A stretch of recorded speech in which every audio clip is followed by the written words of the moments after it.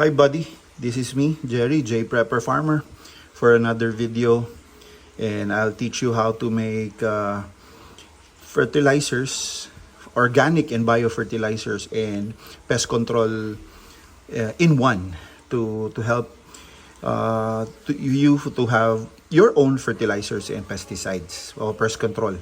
So again, this is what I used to for now.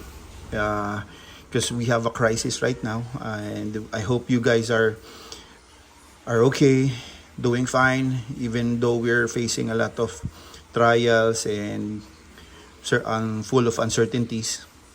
So again, this is what I'm willing to share to you, how I make through fertilizers and pest control, organic pest control.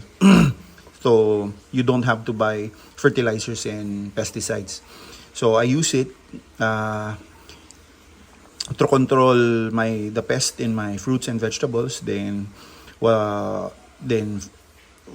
fertilizers. Then this one, my other fruit peels is and vegetable peels. So I have more organic fertilizers and along with my biofertilizers, my tea. This is what I do. About 2 liters of water. I cut small bits of banana peels and onion peels, and this one, the oregano leaves. I cut this into small pieces. I could use it now to spray on the roots and the leaves of my fruit and vegetable.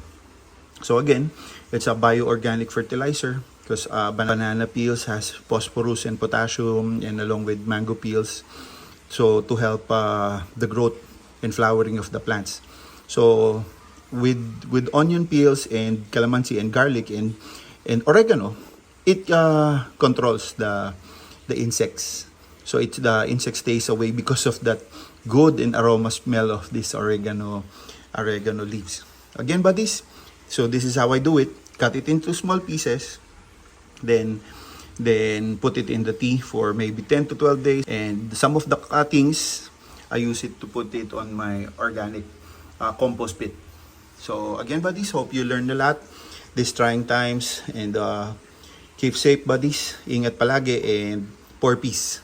Prep, plan, plant, and pray. So now buddies, these are my fruit peels from my banana, mangoes, calamansi, and garlic and onions, and my oregano. So now what I do is put all of these things inside my gallon container of maybe around 2 liters of water.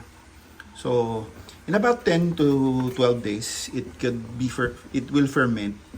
Now you could use it as your own fertilizer and pesticide. So pest control basically. So this is the oregano. Then what you do is put everything in it, then wait for 10 to 12 days again buddies.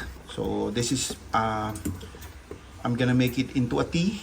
So I dice it up in a small bit, so to release all those juices, and nutrients that I could use it as a fertilizer and pest control items. So again buddies, hope you could use it and make it on your own. So these trying times, we don't need to buy fertilizers and pesticides. Okay buddies, thank you so much and have a great day. Again buddies, this is the finished product. All the fruit peels, vegetable peels, and the oregano leaves that I stored, maybe around 2 liters, then 400 to 500 grams of 400 to 500 grams of peels, vegetable and oregano leaves. So that's how you make your own fertilizer, biofertilizer, spray one biofertilizer and pesticide, pest control. Okay buddies?